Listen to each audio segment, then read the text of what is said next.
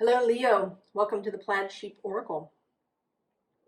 So this round I'm doing something a little different.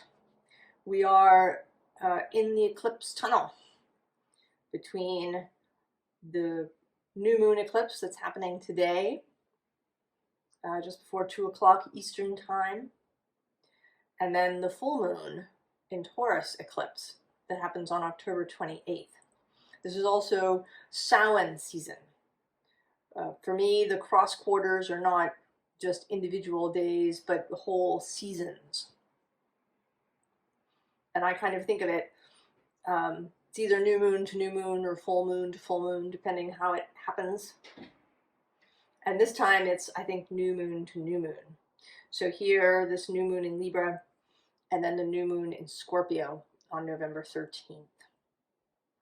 Astronomical Samhain, in case you're interested, when the sun is at 15 degrees of Scorpio, is on November 7th. So I have two questions.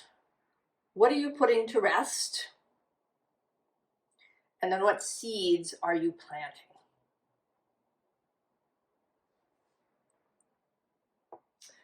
Samhain is this, right, this liminal space when it's the final harvest festival, everything has been brought in. Often there was a tradition that anything that was left in the fields after a certain date was left there for the fairies. And then there's this entry into the deep time of the dark, of winter, when you would think about things, dream about things, make plans for the following year. So putting to rest, we have this catching lightning bugs. Now the text here is happiness, everyday magic, childhood, simple pleasures, wonder, secret wish.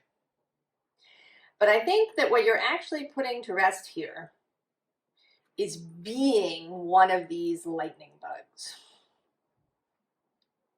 I mean, right, this is kind of a magical idea. You catch lightning bugs in a jar. But for the lightning bugs, it's not so cool, right? You were just out there in the field, minding your own business, having a little conversation with your fellows, and then somebody stuffs you into a jar.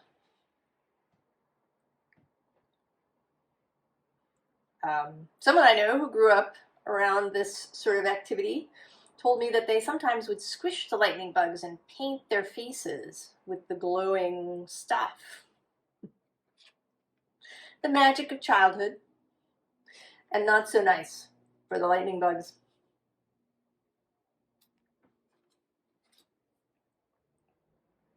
So the essence here is that you're kind of breaking out of a need to fit in, to do things in the way that other people do them. Right? We have this burden, these 10 of Wands. Because an activity, if it's not what you want, or not the way you want to participate, is going to be weighty. It doesn't matter if it looks like a gilded cage, it's still a cage.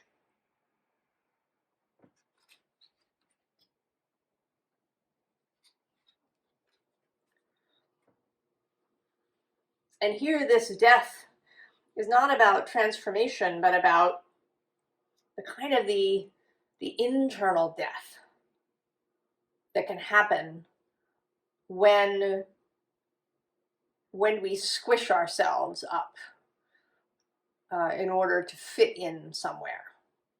When we allow ourselves, or do it to ourselves, when we cage ourselves, because really, we really are the sort of the final jailer.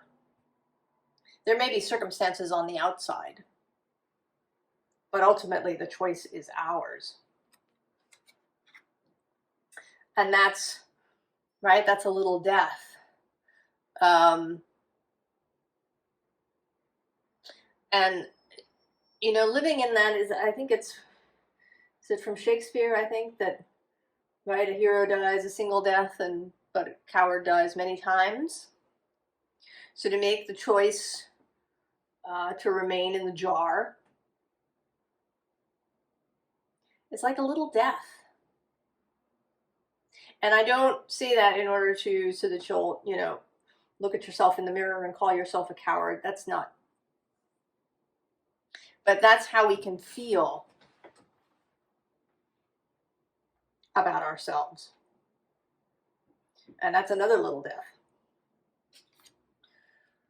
So towing the line, towing the authoritarian line, whatever this authority is, whether it's parental or cultural, societal, or even an internal authority. The one that says that you have to do X, Y, or Z job, make X, Y, or Z amounts of money, live in a particular place, keep up with the Joneses, whatever it may be. And maybe not keeping up with the Joneses.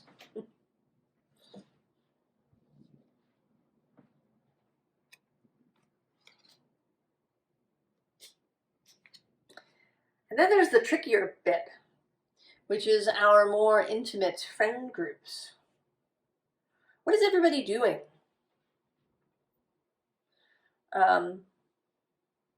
You know, maybe everybody in your group has gotten married and had children, and you really don't want children. Or maybe everybody in your group has, you know, really high-powered jobs, and you don't want to do that. Or everybody in your group is a union member.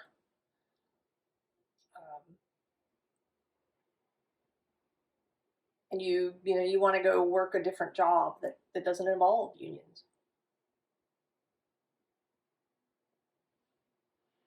And that can be difficult. If the people that you really care about, the people you love, the people that are close to you, are doing something you don't want to do.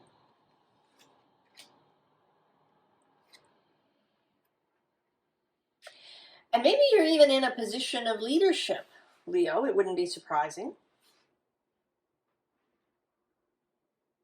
Maybe you've done all the, quote, right things, and now you're a CEO, or, you know, the maestro of the orchestra, or, right, whatever the tippy top you reached. But it feels, right, it feels like a battle to you. It's not something that you enjoy. You got here, you fought your way here through your own doubts, but it isn't really where you want to be. So you're kind of at bay here. Right? People coming to you.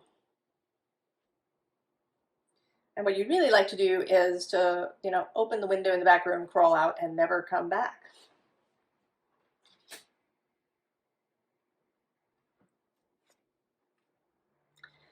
So then there's this gentleness, diplomacy card. Niceness. Wanting things to be nice and pleasant. Not wanting to cause a conflict.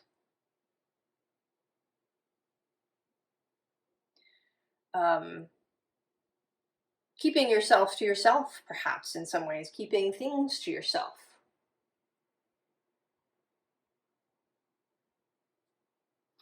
Now, we do have this partnership card under here. So this could be, I mean, this can be any kind of partner. It might be a business partner, or it could be a life partner. And this doesn't necessarily mean that you break this partnership up, but that you start being honest.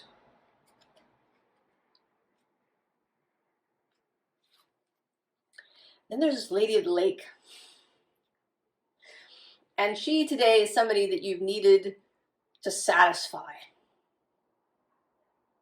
Right? It was only when Arthur proved himself that the Lady of the Lake appeared with Excalibur. So you've been trying, perhaps, to prove yourself to somebody or something. To a parent, to a mentor, to a partner.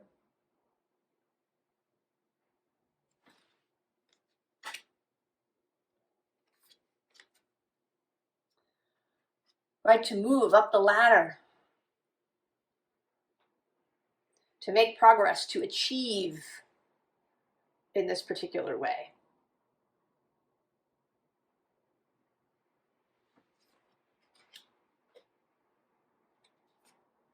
Although, right, in this card, there actually really isn't a lot of movement in this card. It's kind of a strange card for movement. This, this really looks more like a lake than a river. So it's kind of like, right, running in place. A blur of movement, but you haven't actually gone anywhere. And then this raven, which says magic, coincidence, synchronistic events, is here looking really, today, scolding. Right? More like Poe's raven. Right? This being kind of that hangs around, maybe attached to the back of your chair, or, metaphorically, that that internal scold who tells you that you haven't gone far enough, haven't done sufficient, you haven't hit all your marks.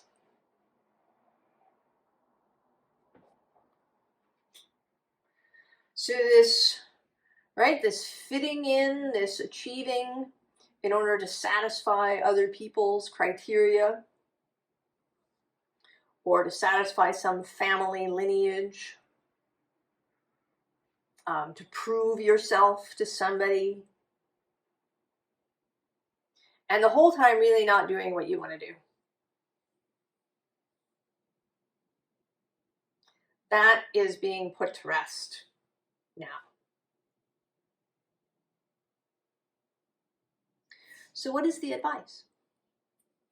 Well, of course, freedom.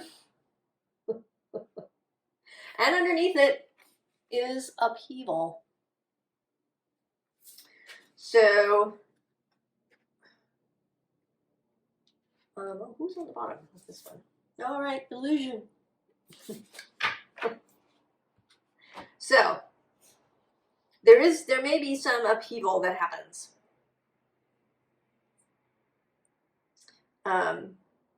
When you make this choice. And that may really be where the courage is required.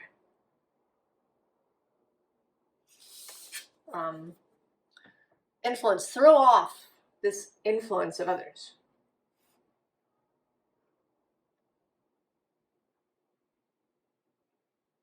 Start moving away from that. You may not be able to drop it all suddenly. This could be a process of turning away from the influence of others, of really keeping your own counsel, making your own choices.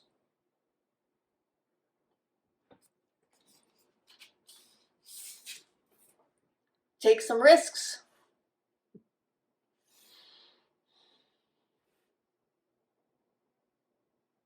I mean, and courage is kind of part of you, Leo. It's a fire sign attribute. The willingness to go into the unknown, to, in Leo's case, to stand at the center and be seen. And seen as who you really are. Doing what you want to do. It may even be that you aren't. I have the sense that this is really kind of an occupation sort of thing. Though it might be broader than that for many people. It might be about, you know, whether you have children or not. But there is a real sense of, you know, what it is that you do as your profession kind of feels here. So there may be risks around that, right? That you might, you know, maybe you quit your job without having another one. I don't know that I'd necessarily advise that, but I've done it myself. You might need to. I don't know, right? That's absolutely for you to decide, not anybody else. It may just be, you know, switching jobs, starting at the bottom somewhere because you're new, failing a few times as a novice.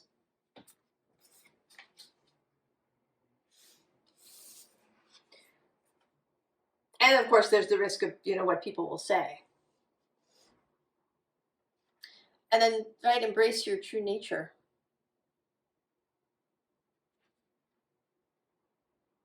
And here, right in this field of dandelions, it's like standing in a field of wishes.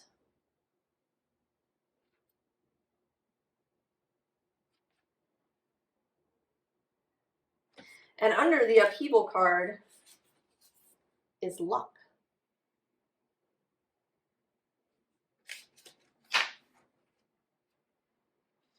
So you're not, right, you're not alone in this, Leo. Your wider self is, as always, with you.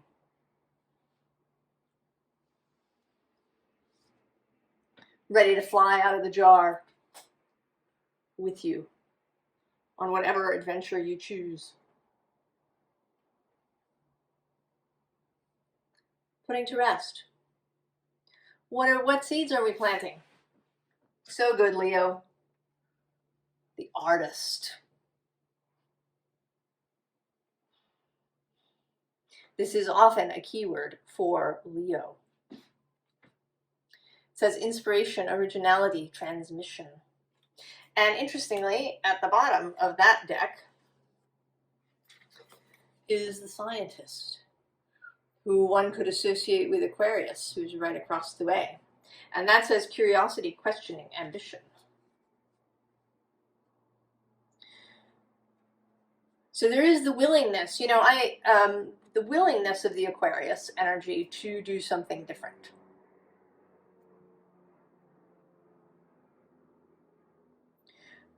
But then to really see it through, right? You're both fixed signs.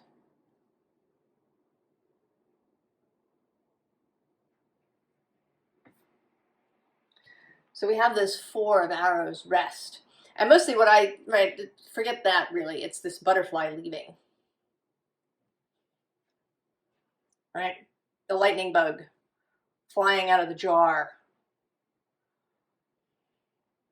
This transition, this transformation, this new choice. And here with the moon underneath, the choice to fly into the unknown.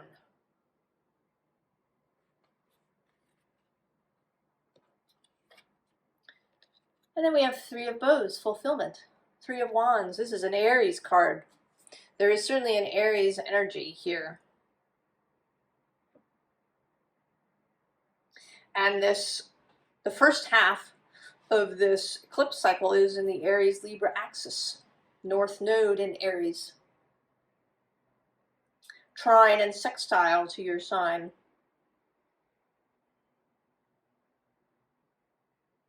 And then the next half is square with the moon in Taurus.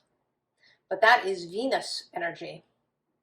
And you have been basking in Venus energy through the summer as she moved retrograde through your sign. So this fulfillment and this happiness, this overflowing creativity, this exuberant emotion, this emotional fulfillment.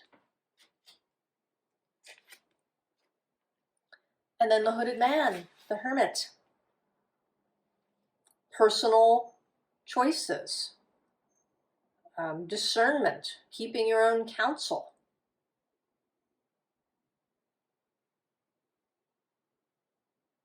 Not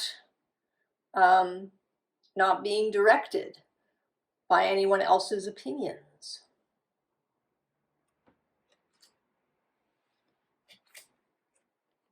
And then the Ace of Arrows, breath of life, the new course.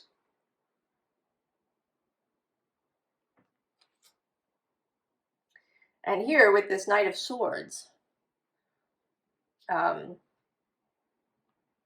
going forward. I mean, even if everybody thinks you're crazy, right, you're moving forward here with all these weird companions.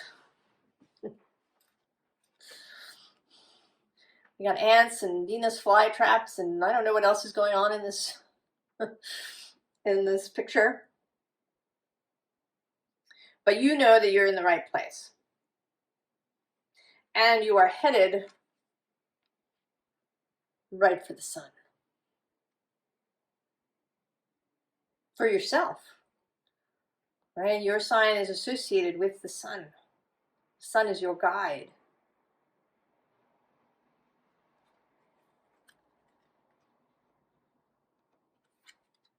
And then we have the Empress Venus energy really showing up. What do you love? What do you value? What makes you feel fulfilled? What makes your body feel good? What is this artistry about? You know, and to be an artist, you don't have to be a fine artist, a painter or a sculptor or, photographer. To live an artistic life. But it may also be literal. Maybe you've been, maybe you've been a lawyer or you're struggling through medical school when what you really want is to be a poet or a composer or a painter.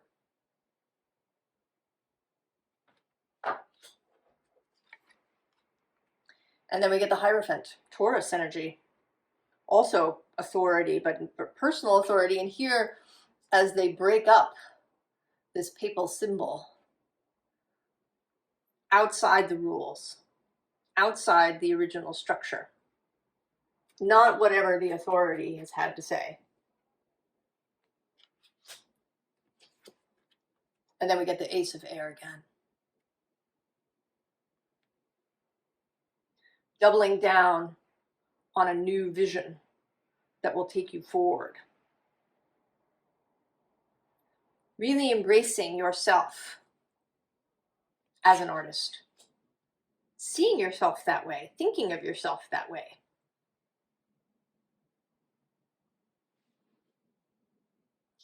So advice for the seeds. Not surprised to see it, came up in Aries yesterday as well. The Lovers.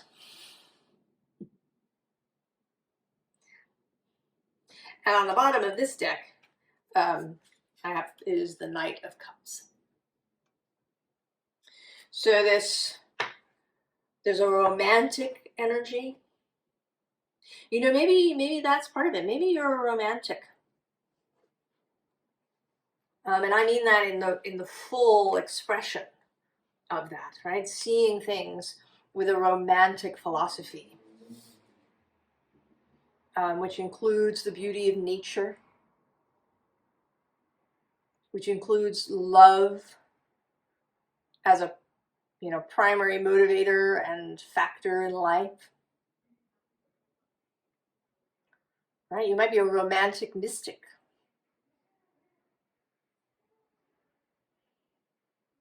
Maybe that is your artistry, living your life in this romantic fashion.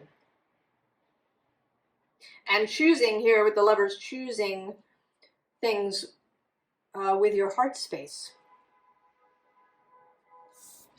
So then we have the King of Swords again, but here, rather than being outside authority, this is personal authority. This is moving forward with, right, this is the Aquarius energy from across the way. Knowing your own mind, moving forward with clarity, with strategy. Right? This is not, you know, you're not just going to throw everything into the air willy-nilly. Right? You're going to do this well. And in a way that endures. And then we have the wheel. So allowing the universe and source to do what they do. Allow for the mystical, the magical. Allow for the fact that you don't know everything and can't see everything. That you are going to need guidance from the all that is.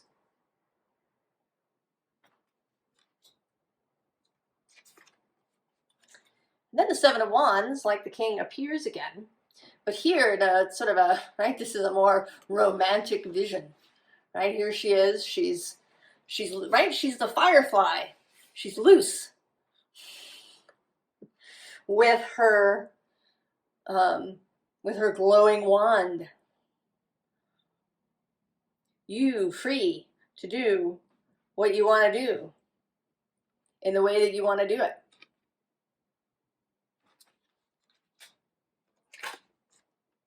And then finally the sun again.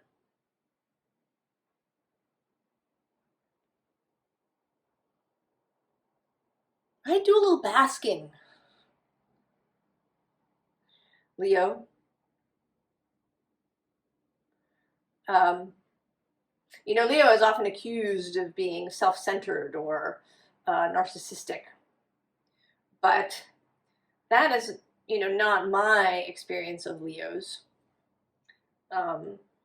Who just sort of go around glowing when they are, when they're really in their element. When they're doing what they love, they can't help it. You can't help it, Leo. When you are in your element, when you're doing what you love, when you're living from that heart space, you just go around glowing. Right? It's just the energy that you have. And you attract people because that's beautiful to witness.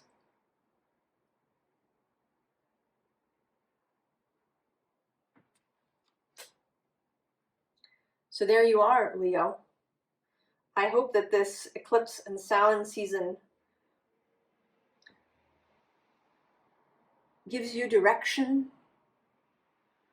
allows you to resolve these things that you're putting to rest, and that you will be inspired for this artist's life that you're going to create for yourself. I wish you all the very, very best, Leo, and I will see you next time. So long.